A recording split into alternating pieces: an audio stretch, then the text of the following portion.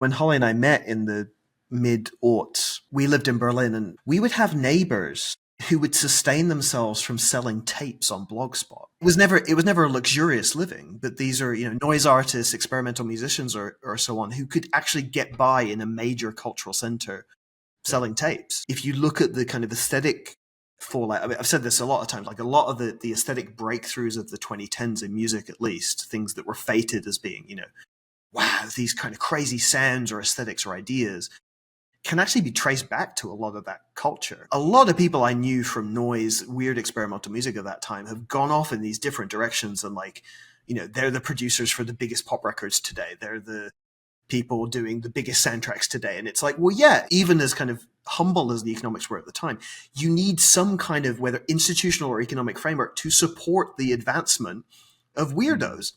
And that is ultimately what ends up breathing new life into these kind of cultures.